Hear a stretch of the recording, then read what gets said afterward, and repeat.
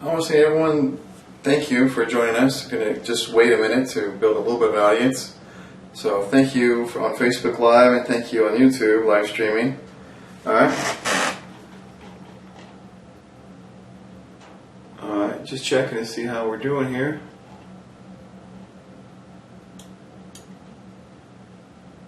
Alright. Okay, guys. I'm trying to make this one quicker than some of my other videos. I get to kind of like really going on. Make your decision already, alright?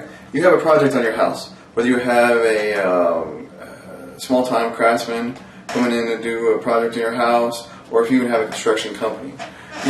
Get your stuff together, as much as you can before they get started. And when it comes to decision making, be ready to make that decision, okay? I'm in the middle of this bathroom remodel. And the customers, they've been good to work for, don't get me wrong. They're good people, okay? But the wife, she's heading up, this is her project, with the bathroom remodel, and her husband's really not into it, which is good. So when you have like your husband kind of wants to make a decision, and your wife wants to make a decision, and they start arguing back and forth, okay? That's really bad for us, alright? First of all, don't do that. Be on the same page with your spouse when you're doing a project, okay? So if you have a lack of decisiveness between the spouses, and we don't have either one of them leading the project, that's really bad. Alright, I just need direction. Alright, I need to know how many lights you want in here, where do you want the light, what kind of light, what kind of plumbing fixtures, stuff like that. You guys should have that stuff together, okay? So don't start a project and put me on this and then make me lose days for the work because you can't decide what you want to do. Don't make me wait for that, okay? Time is money. I know sometimes something comes up and there's something wrong, or there's a chain of things, and you have to step back. No, that's okay. That's understandable, okay? So don't let me make you think that you're not allowed to change your mind, or when something goes wrong, like I open up a wall and there's rot in there, or something else happens, like you have some bad plumbing or bad electrical. I'm not saying don't take time to think about it, but there's certain things that you should already have in mind. And like I said, I'm using a bathroom for an example because that's a good example.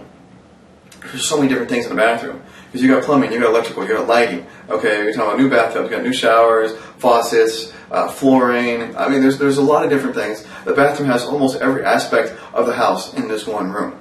Okay, so that's why a lot of times people don't touch them because of the water and electrical and this and that. But have your stuff together. I'm putting in candlelights. This poor bathroom is a bigger bathroom. Excuse me. They have one candlelight by the shower, and two candlelights over the vanity on the completely other side. This is kind of like a vanity area, and then the bath area, this whole bathroom, okay? It's like a master bathroom suite. Very dark room, alright? And we're going to put candlelights, there's already candlelights in there, but we're going to replace them with better candlelights and add more to them. I'm like, well, how many do you want? And where do you want them? And I get the response of, well, I don't know. Or what's supposed to be there? They're not supposed to be. Okay, there's not like there has to be a light every 2 or 3 feet. There's no rule on where you put your lights. Okay, there's what's common. Sometimes if you have a Hollywood strip, obviously that goes over the center of the vanity. Okay, and that's kind of like okay, duh. But do you want the Hollywood strip, or do you want to just keep the candlelights? How many candlelights? Okay, we ended up not doing a Hollywood strip or any kind of other pendants hanging up over the sink. We kept everything clean, okay, and simple in this bathroom with the candlelights. We ended up going with 7 candlelights total, okay? So we got like, that actually changed the shower, which was a weird corner unit. This is really weird. But we got a full bath, in the toilet area, and then there's a vanity area, okay? So we ended up adding 2 lights to the vanity area. So there's 2 directly over the vanity and 2 in behind there, which goes into the walk-in closet. And then in the other section where the shower, the bathtub shower, and the toilet are, there's 3 candlelights and then 1 vanity fan, okay?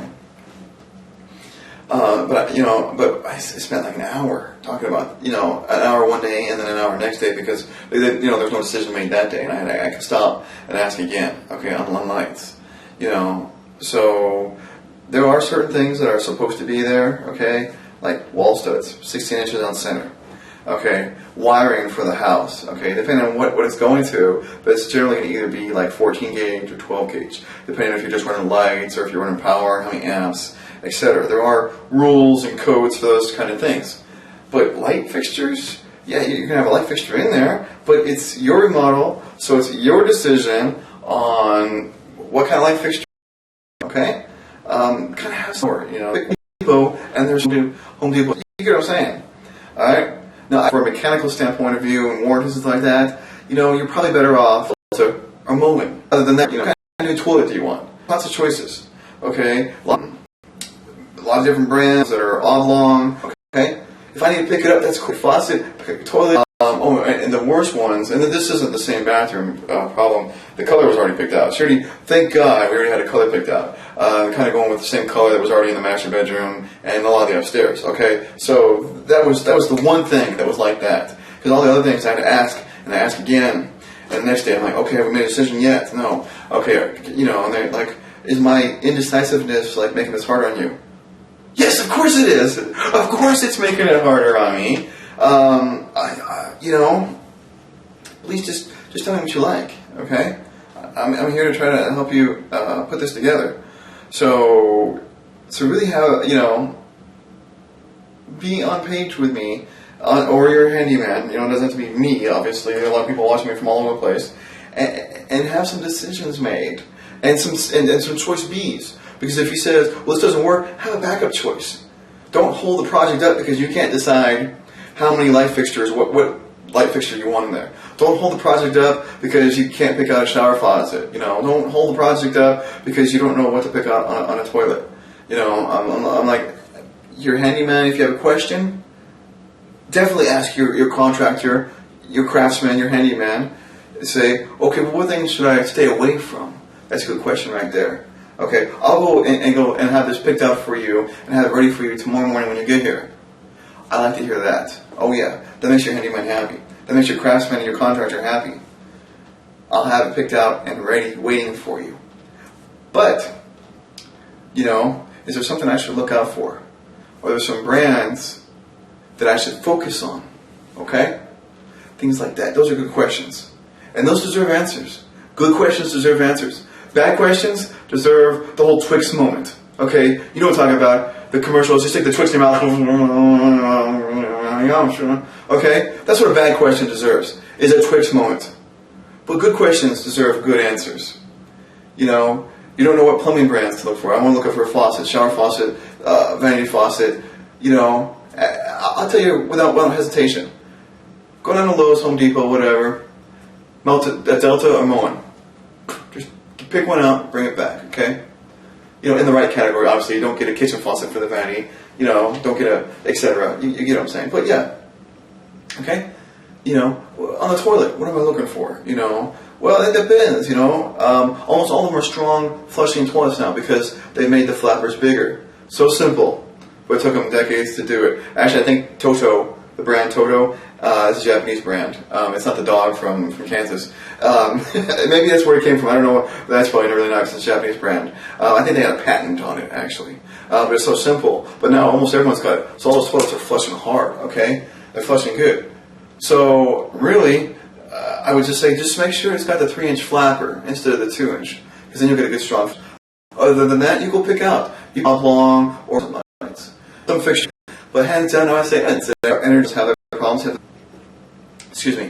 Fluorescent 16 to 20. Couldn't recommend that to people. I would say go spend $6. The $3. But now the tables have turned. LEDs are finally coming down in price.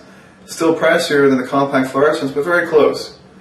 And a lot more advantages. So hands down, I say LED lights. Forget the fluorescents. Fluorescents are out. LED or nothing. Okay, seriously. Things like that. Okay, so I'm gonna cut this video short. I could cut it short. I'm gonna cut it right. Holy cow! How long have I been going already? I don't know. That may be too long. Okay, I'm gonna end this right now. I want to say thanks for watching. Check out my website, GreatWhiteNinja.com. But be decisive. Be decisive, like the cheerleaders. Okay? Thanks again.